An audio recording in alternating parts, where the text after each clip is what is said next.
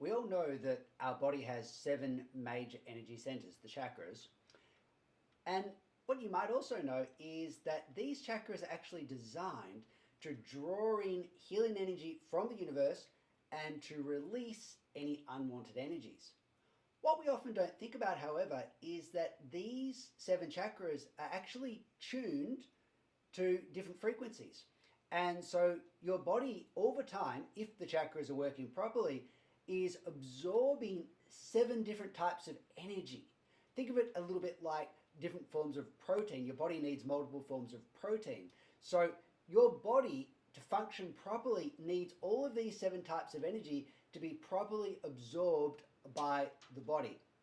Now, what's interesting about the chakras, as you know, is that they all govern different aspects of our life, different aspects of our health. And so if you think of the first chakra, well, the first chakra is to do with many things, but things like fight or flight, your feelings of security, your feeling of grounding, can often be related to weight issues. So sometimes if someone's not feeling grounded, this happens a lot in spiritual circles, the easiest way for them to get that extra grounding is actually to put on a few extra pounds. This might seem strange, but I had a lady who was very, very talented psychic who used to work for me for Om Reiki, and she said, you know what, the easiest way for me to stay grounded, given all the work I do, is just to be a little bit heavier. And it worked for her in a sense.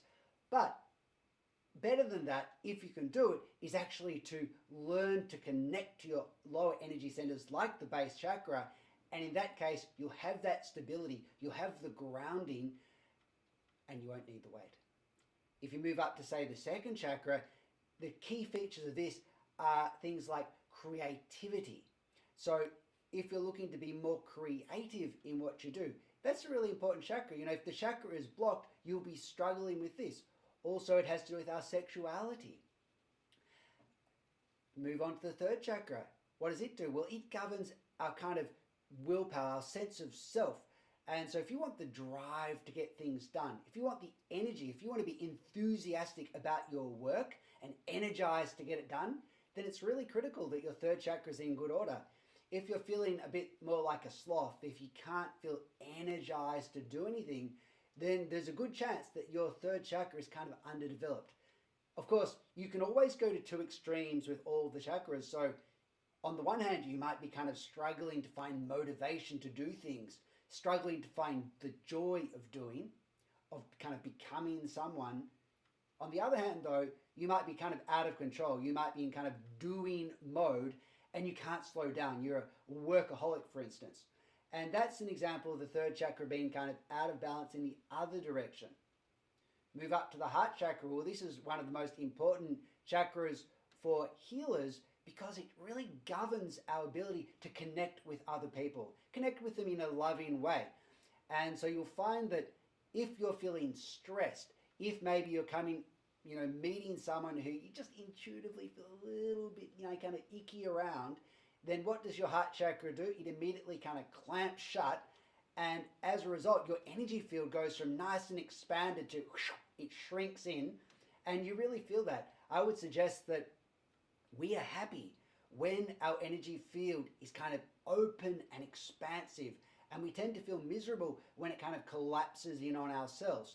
And so if we want to connect to people well, if we want to be loving and open with people, then it's imperative that our heart chakra is in good condition. Also, as healers, the heart chakra is actually connected to the minor chakras in the hands. And so if we want to do hands-on healing work, then it's important too that our heart chakra is in good condition because that will help us open these chakras in the hands. Move up to the fifth chakra and you think, well, what does it do? We all know that it kind of governs communication, but also expression. So imagine you've been working on your second chakra and you're feeling creative, but sometimes the frustration is you've got all this creativity bubbling up inside you, but you're sort of incapable of expressing it properly. But if you've got your fifth chakra in good condition, you'll be able to express it. You'll be able to communicate well with other people. And here's something that's less well known. You'll actually be able to communicate with the various aspects of yourself, like your higher self, like your intuition. If you go up to the third eye, then the third eye governs many things, but one of the important things for spiritual circles is it governs extrasensory perception, it governs intuition. So if you want to heighten those abilities, then it's very important that you work on your third eye. But interestingly, it's also critical that you work on the lower chakras, your first chakra, your base chakra, and your second chakra. Why? Because you need that grounding. If you start working up on the upper chakras and doing lots of work on these, but you haven't got that grounding, then there's an energetic imbalance. It's like a building where the center of gravity is up high. Well, what happens? You get a bit of wind, a bit of turbulence, and the whole structure topples. Whereas if the center of gravity can be a little bit lower, then the whole structure can be very stable. And if you create that deep energetic foundation, then the whole building can go way, way higher.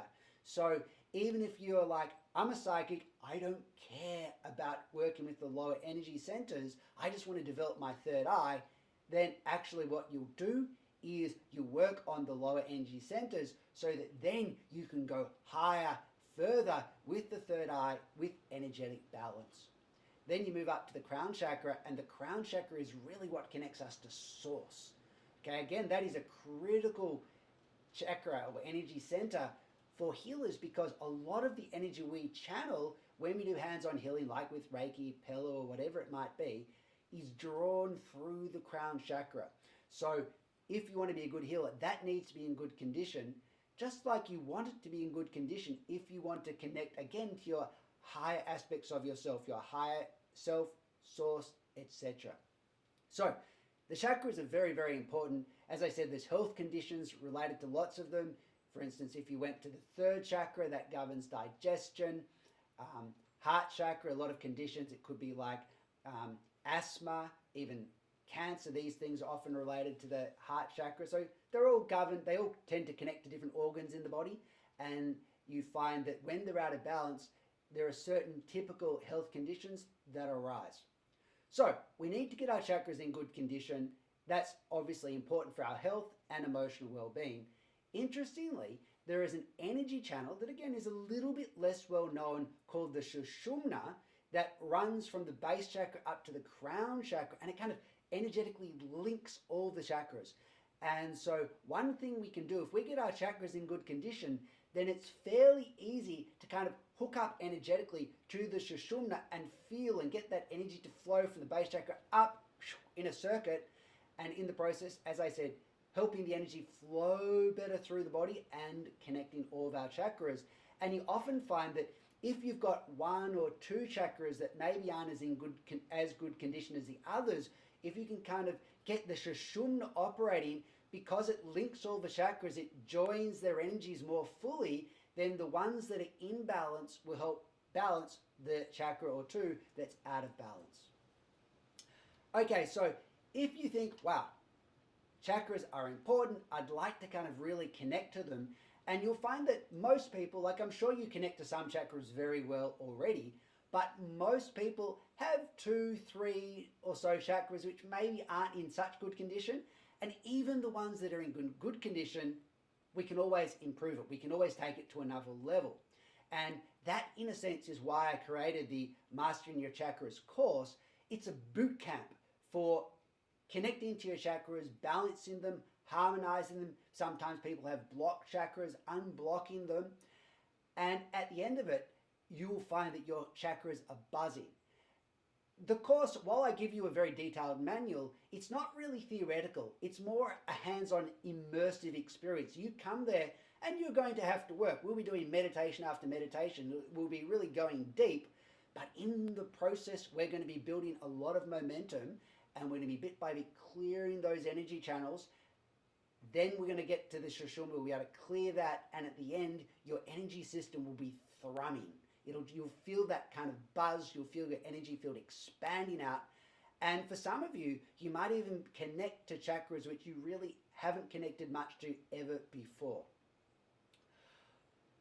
Okay, so another really interesting thing about what we're doing is that you might have noticed this Mastering Your Chakras course is actually coupled with another course, Mastering Your Mind. So first day is the Mastering Your Chakras, second day is Mastering Your Mind, and once we can connect into the energies of the different chakras, we can actually leverage that skill to kind of anchor ourselves in energy, and then as a result take meditation into our day, which is really the topic of mastering your mind. Because what we're trying to do there is show you a way to take meditation, so it's not just something you do maybe 30 minutes or an hour a day, sitting on your mat in your bedroom, but take it so that you can then bring that meditation energy with you into all the activities of your day.